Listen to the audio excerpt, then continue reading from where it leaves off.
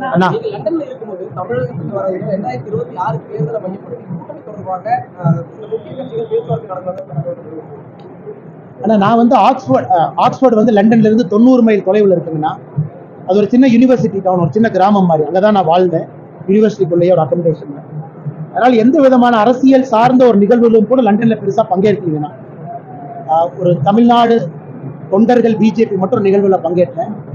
முழுமையாக கொஞ்சம் என்னை தனிமைப்படுத்திக்கிட்டேன். படிப்புல கவனம் செலுத்தணும், அதுல நம்முடைய இலக்கு இருக்க வேண்டும் என்பதற்காக. ஆனால் யாரையும் சந்திக்கவில்லை, அது சம்பந்தமாக பேசவும் இல்லைங்கன்னா இனி தமிழ்நாட்டில் சந்திச்சுட்டா போச்சு. இங்கதான் இருக்காங்கல்ல அண்ணா. அதிமுகவுடன் உறவு குறித்த நிலையில தொடர்வதற்கான வாய்ப்பு இருக்கு. அதிமுக திட்டவட்டமா கிடையாது, பாஜகவுடன் இனிமேல் உறவு கிடையாது அப்படின்னாங்க. அதற்கான வாய்ப்பு கிடையாது. 3 மாத காலத்துல அதிமுக தன்னுடைய நிலைப்பாடை மாத்திக்கிட்டாங்களான்னு தெரியல. 3 மாத காலத்துல பாரதிய ஜனதா கட்சியும் எங்களுடைய நிலைப்பாடை மாத்தின மாதிரி இல்லைங்கண்ணா. ஏன்னா நானும் வெளியிருந்து நம்முடைய தலைவர்கள் இருக்கிறாங்க, அகில இந்திய தலைவர்கள் இருக்கிறாங்க. இன்னைக்கு தமிழகத்துல மாற்று அரசியல் நம்ம பேசும் பொழுது ஏற்கனவே 5 முறை 6 முறை ஆட்சியில் இருந்தவர்களோடு நீங்க கூட்டணி வச்சா எப்படி அது மாற்று அரசியல் ஆகும்? அதனால இன்னைக்கு பாரதிய ஜனதா கட்சி ஒரு புதிய கூட்டணி அமைச்சிருக்கோம். 2024 நின்று இருக்கின்றோம். நம்மளை நம்பி தலைவர்கள் இருக்கிறாங்க, அவர்களை நாங்கள் விட்டுக் கொடுக்க முடியாது. மாற்று அரசியலை நோக்கி பயணம் செய்யறோம். அதே நேரத்தில் அதிமுகவை பொறுத்தவரை எதிர்கட்சியா இருக்கிறாங்க. 2026 ஆட்சிக்கு வர வேண்டும் என்று அவர்களும் கடுமையா உழைக்கிறாங்க. மக்கள் முடிவு செய்யணும். ரொம்ப மோசமா இருக்குன்னா, பல்லடத்துல நேற்று 3 பேர் ஒரே குடும்பத்துல வெட்டி கொலை செய்யப்பட்டிருக்கின்றார்கள். இன்னைக்கு அவினாசியில காலையில வாக்கிங் போறவங்க. தமிழ்நாடு பாத்தீங்கன்னா குறிப்பாக இந்த ரத்தம் என்பது குறிப்பாக அறிவாள் மூலமாக, அறிவாள் கலாச்சாரம் என்பது புதுசு. அதுவும் கொங்கு பகுதிக்கு இது ரொம்ப ரொம்ப புதுசு. இது போன ஆண்டு பல்லடத்துல ஒரு குடும்பத்துல 4 பேர் வெட்டி கொலை செய்யப்பட்டாங்க. இன்னைக்கு இந்த 3 பேர். இது தொடர்ச்சியா நடக்குது. அது தமிழ்நாடு மாதிரி ஒரு ஊர்ல நடக்குது. அதுவும் முதலமைச்சர் அவர்கள் தன்னுடைய பேச்சுல 3 நாட்களுக்கு முன்பு தமிழ்நாடு ஸ்காட்லாந்து யார்டு அப்படிங்கிறாங்க. இங்கிலாந்துல பாத்தீங்கன்னா இப்ப ஸ்காட்லாந்து யார்டு இல்லைங்களா, நியூ ஸ்காட்லாந்து யார்டு தான் இருக்கு. இங்கிலாந்துல வந்து ஸ்காட்லாந்து யார்டுங்கிற பேரை அவங்க நியூ ஸ்காட்லாந்து யார்டு மாத்திக்கிட்டாங்க. எப்ப முதலமைச்சர் அவர்கள் ஸ்காட்லாந்து யார்டுன்னு சொன்னாங்கன்னு இங்கிலாந்துக்காரன் நியூ ஸ்காட்லாந்து யார்டு மாத்திக்கிட்டாங்க. வம்புக்கே நான் வரல. தமிழக காவல்துறையை பொறுத்தவரை ஒரு மிகப்பெரிய காவல்துறை, ஆளுமை இருக்கக்கூடிய காவல்துறை. உண்மையாலும் ஒரு காலத்துல ஸ்காட்லாந்து யார்டுக்கு இணையாக இருந்த காவல்துறை கைகள் கட்டப்பட்டிருக்கு. அவருடைய முழு செயல்பாடு மக்கள் பார்க்கல.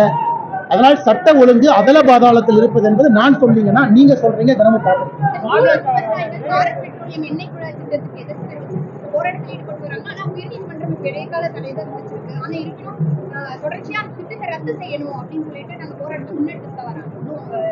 இது சம்பந்தமாக இந்த பெட்ரோலியம் துறை அமைச்சர் அவருடைய உதவியாளர் அவர்கள் 2 நாட்களுக்கு முன்பு தொலைபேசியில் அழைத்திருந்தார்.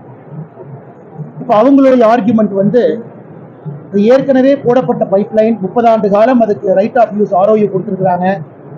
25 ஆண்டுகள் முடிஞ்சிருச்சு, மறுபடியும் அதுல தான் நாங்க போட்டிருக்கோம் அப்படிங்கிறது மாவட்ட ஆட்சியர் உட்பட, தமிழக அரசு உட்பட, மத்திய அரசினுடைய அதிகாரிகளுடைய.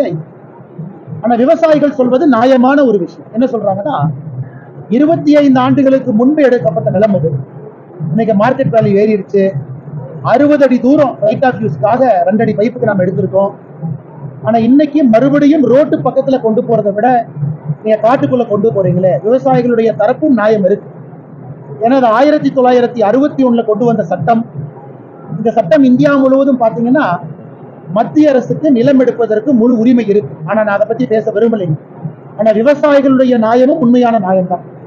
அதனால் வர 10ஆம் தேதி நம்முடைய விவசாயினுடைய தலைவர் GK நாகராஜன் இருக்காங்க, ஐயா அங்க இருக்கிறாங்க, சொல்லேர் உலகன் ஐயா அங்க இருக்கிறாங்க. அமைச்சர்கிட்ட ஏற்கனவே நான் பேசல, உதவியாளர்கிட்ட பேசுறேங்க. அனுமதி வாங்கி டெல்லிக்கு ஒரு பாரதிய ஜனதா கட்சியினுடைய குழு நாங்க செல்ல போறோம். முடிந்தவரை அது ரோடு பக்கத்துல கொண்டு வருவதற்கான முயற்சி எடுக்க போறோம். ஏன்னா நாம வெப்பு விவசாயிகளுடைய பக்கம்தான். அதே நேரத்துல மத்திய அரசினுடைய வேலைப்பாடும் செயலுக்க கூடாது. அதே நேரத்துல 25 ஆண்டுகள் முடிந்த பிறகு மறுபடியும் 30 ஆண்டு 55 வருஷம் போயிடும். 60 அடி என்பது நிறைய நிலத்தை பாத்தீங்கன்னா செங்குத்தா இல்லாம கிராஸால இருக்கு. அப்படி இருக்கும் பொழுது விவசாயம் செய்ய முடியாத நிலைமை. அதனால் பாரதிய ஜனதா கட்சி ஒரு குழுவோடு சென்று அமைச்சரை சந்தித்து முறையிட போகின்றோம். இது முடிஞ்ச வரைக்கும் ரோட்டு பக்கம் கொண்டு வாங்க, விவசாயிகளுக்கு தொந்தரவு இல்லாம செய்யலான்னு. ஏன்னா மோடி ஐயாவை பொறுத்தவரை மீத்தேன் திட்டம் நாம சொன்னதுக்கு அப்புறம் வேண்டான்ட்டாங்க. டங்ஸ்டன் திட்டம் உங்களுக்கு தெரியும், மதுரையில இன்னைக்கு முதலமைச்சர் நாடகம் ஆடுறாங்க.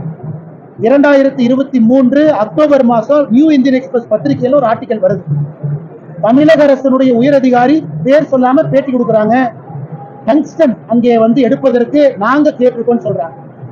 மத்திய அரசு நேற்று செய்திக்குறிப்பு வெளியிட்டிருக்கிறார். பிப்ரவரி மாசம் 2024 அந்த 20 ஸ்கொயர் கிலோமீட்டர் ஏரியால டங்ஸ்டன் எடுப்பதற்கு நாங்க டெண்டர் கொண்டு வரோம். இந்துஸ்தான் ஜிங்க்கு போது 10 மாத காலம் தமிழக அரசு பேசவே இல்லை. இன்னைக்கு நவம்பர்ல பிரச்சனை பண்றாங்க. தமிழக அரசு மத்திய அரசுக்கு ஜனவரி பிப்ரவரி 2024 இவங்கெல்லாம் நோட்டு போட்டு கொடுக்குறாங்க. 20 கிலோமீட்டர்ல 1.25 கிலோமீட்டர் தான் பயோடைவர்சிட்டி ஹாட்ஸ்பாட், மிச்சதெல்லாம் பிரச்சனை இல்லை. தமிழக அரசு மத்திய அரசுக்கு அறிவுறுத்தும் பொழுது எங்கேயும் கூட ஆட்சேபம் தெரிவிக்கல. மத்திய அரசு டெண்டர் போடும்போது ஆட்சேபம் தெரிவிக்கல. இந்துஸ்தான் ஜிங்க் செலக்ட் ஆனதுக்கு அப்புறம் ஆட்சேபம் தெரிவிக்கல. இன்னைக்கு 9 மாதம் கழித்து ஆட்சேபம் தெரிவிக்கிறாங்கன்னா என்ன? அதனால் இதுவும் கூட விவசாயிகளுடைய கோரிக்கைக்கு நாங்கள் செவி சாய்க்கிறோம். எப்படி மீத்தேன் இருக்கும் பொழுது நாங்கள் செவி சாய்த்தோமோ நிச்சயமாக பாரதிய ஜனதா கட்சி செவி சாய்க்கிறோம். ஆனால் முதலமைச்சர் நாடகம் ஆடுவது சரியாங்கிற கேள்வி நான் கேட்கிறேன். இன்னைக்கு முதலமைச்சர் அவர்கள் வெள்ளை அறிக்கை கொடுக்கட்டும். தமிழக அரசு சார்பாக மத்திய அரசு யாரும் பேசவே இல்லையா? நீங்க எந்த விதமான நோட்ஸ் அனுப்பலையா? மத்திய அரசுக்கு நீங்க ஆட்சேபம் தெரிவிக்கவே கிடையாது. அவர்கள் டெண்டர் கண்டிஷன் வரும்பொழுது கூட எங்கேயும் ஆட்சேபம் தெரிவிக்கல. இன்னைக்கு 9 மாத காலம் இத்தனை வேலை நடந்த பிறகு ஜார்க்கண்ட்ல டங்ஸ்டன் மைனிங் இன்னைக்கு அப்ரூவல் ஆயிருக்கு, தமிழ்நாட்டில் ஆயிருக்கு. இன்னைக்கு நீங்க தெரிவிக்கிறீங்க, அன்னைக்கே தெரிவிச்சிருக்கலாமே.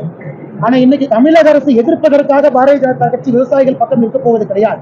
விவசாயிகள் எதிர்ப்பு தெரிவிப்பதற்காக விவசாயிகளுடைய கோரிக்கையை மறுபடியும் மத்திய அரசு எடுத்துட்டு போறோம். தமிழக அரசு ஒரு முறையும் கூட மத்திய அரசுடைய திட்டத்தை வேண்டும் என்றே எதிர்க்கிறாங்க. அதனால தமிழகத்திற்கு வர வேண்டிய பல பலன்கள் வேறு வேறு மாநிலத்திற்கு போகுது. ஆனாலும் விவசாயிகளுடைய குரலுக்கு நாங்கள் செவி சாய்க்கணும். அதற்காக இதையும் மத்திய அரசுடைய கவனத்துக்கு எடுத்துட்டு போறோம். அடுத்த ஒரு வாரத்துக்குள்ள சம்பந்தமான துறை அதிகாரிகள் அமைச்சர்களை பார்த்து பேச போறோம். ஒரு நல்ல முடிவோடு வருகின்றன.